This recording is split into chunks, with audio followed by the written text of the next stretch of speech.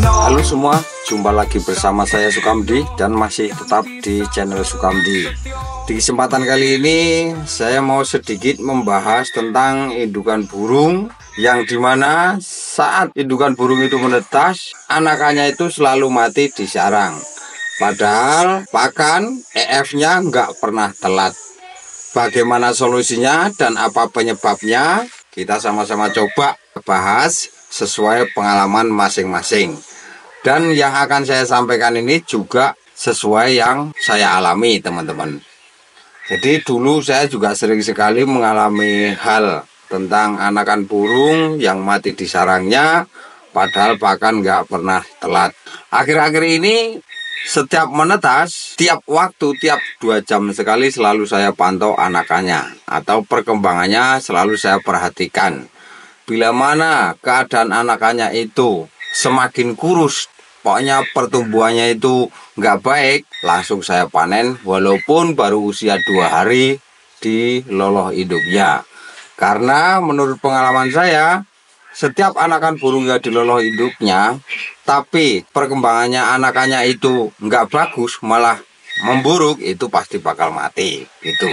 Nah, untuk solusi terakhir yaitu teman-teman, dipanen walaupun baru usia 2 hari itu. Nah, penyebabnya apa? Saya pernah menemukan penyebab.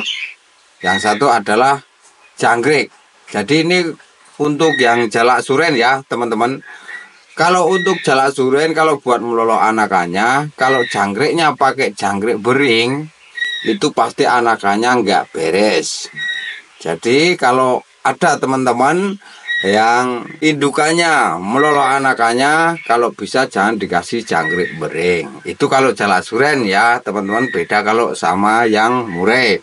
Kalau murai bagusan pakai jangkrik bering, di saat meloloh juga itu bagus. Nah, untuk ulatnya, kalau untuk jalak suren di saat meloloh anakannya, jangan pakai ulat kandang atau ulat balap.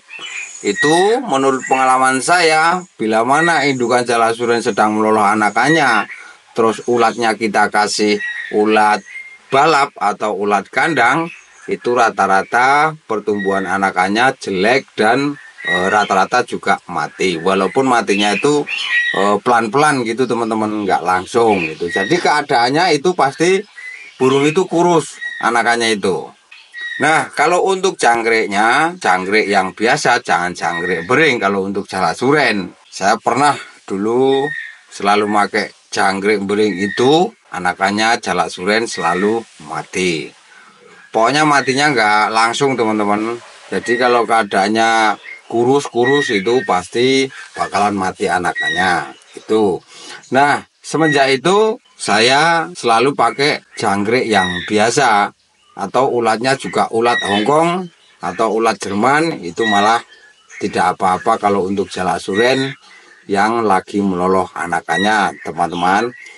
Namun begitu teman-teman, saya yakin pasti masih ada masalah lain. Tapi ya di sini yuk kita sharing sama-sama.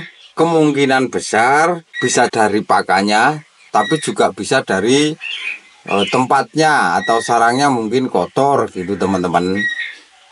Karena tempat yang kotor, misalnya ada gurem atau kemperegi, itu pasti anakannya juga nggak sehat.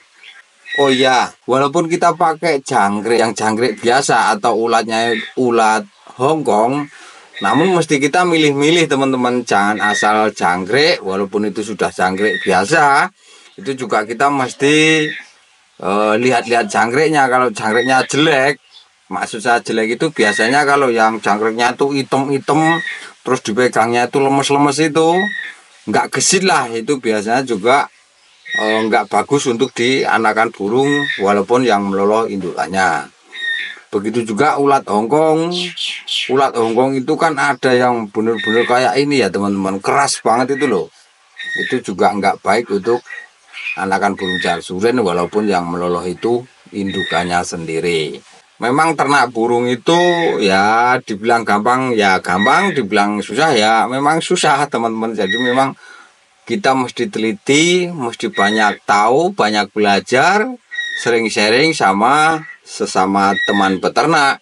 Semua peternak saya yakin mempunyai keluhan, bisa keluhan yang sama, juga bisa keluhan yang berbeda. Dan untuk mengatasi masalah juga ada yang sama, juga ada yang berbeda. Nah, di perbedaan-perbedaan itulah kita bisa tukar pengalaman. Kita juga bisa mendapat ilmu dari sesama teman peternak. Gak ada jeleknya kita saling sharing, saling berbagi, dan juga saling tanya. Bukan berarti saya yang selalu bikin konten terus selalu saya berbagi, ya enggak juga teman-teman. Kalau memang apa yang saya lakukan, apa yang saya perlihatkan menurut teman-teman itu kurang pas atau keliru, ya mohon dibenarkan atau dikasih masukan. Saya lebih senang begitu teman-teman. Nah, kalau misalnya jangkrik sudah pilihan yang bagus, ulat juga begitu. Terus masih suka terjadi mati di sarang atau mati di gelodok, ya kemungkinan besar karena kotor, dan juga bisa karena indukannya itu birahinya muncak teman-teman. Jadi biasanya yang suka birahinya muncak itu yang jantan duluan. Jadi jantan itu selalu ngejar-ngejar betinanya, padahal betinanya belum mau melakukan perkawinan. Jadi pengennya masih mau ini ngurus anaknya, tapi yang jantan birahi lalu dikejar-kejar terus. Itu juga suka begitu, sampai anakannya nggak diloloh dan akhirnya juga mati. Jadi semua masalah kemungkinan besar bisa terjadi. Untuk itu solusi yang paling tepat yaitu teman-teman, diperhatikan setiap 2 jam sekali kalau ada waktu ditengok. Kalau misalnya nggak ada waktu karena ada kerjaan yang lain, ya minimal sehari itu ditengok 3 atau 2 kali. Misalnya pagi, siang, dan sore, atau hanya pagi dan sore. Jadi kalau perkembangannya anakannya itu memburuk, mending dipanen gitu. Seperti yang di atas ini teman-teman. Nih, ini juga baru usia 2 hari saya panen kemarin. Tapi kalau ini bukan berarti perkembangan anakannya yang buruk, namun induknya berantem terus. Terus ini anakannya sudah mecer-mecer kemana-mana, jadi bisa-bisa nanti jatuh dan mati. Untuk itu saya panen. Karena sehari saya coba 3 kali. Misalnya waktu itu pagi saya tengok anakannya yang satu nggak ada, ternyata di sebelah pinggir glodok itu loh. Jadi sudah keluar dari glodok pertama itu. Terus saya kembali lagi, saya gabung, siangnya saya tengok nggak ada lagi yang satu, selalu mecer-mecer begitu teman-teman. Terus dalam pikiran saya satuin lagi, bila mana nanti saya cek begitu lagi langsung saya panen, pikir saya waktu itu begitu. Ternyata benar. Setelah sore kita tengok dan anak yang mecer-mecer lagi, langsung saya panen. Jadi kita masih sempat ngalap atau memanennya teman-teman. Kalau enggak saya panen hari itu, kemungkinan besar anakannya ini sudah pada terkapar di bawah. Karena mungkin indukannya terlalu agresif, berantem di dalam glodok, lalu kebawa keluar. Tapi walaupun mecer-mecer waktu itu enggak ada yang luka teman-teman. Jadi bukan berarti induknya nakal, tapi karena memang induknya birahi gitu. Nah, contoh-contoh seperti itu teman-teman, bisa jadi kan nanti anakannya itu lama-lama walaupun misalnya nggak jatuh, pasti memburuk, pasti kurus karena lolohnya nggak bagus induknya gitu loh, karena berantem terus gitu. Oke teman-teman, mungkin hanya ini yang bisa saya bahas di kesempatan kali ini. Misalnya teman-teman ada yang lebih tahu dari saya, bisa memberi masukan untuk saya. Jadi buat saya nambah ilmu gitu teman-teman. Oke, sampai jumpa lagi di lain kesempatan. Terima kasih, salam lestari, salam paseduluran.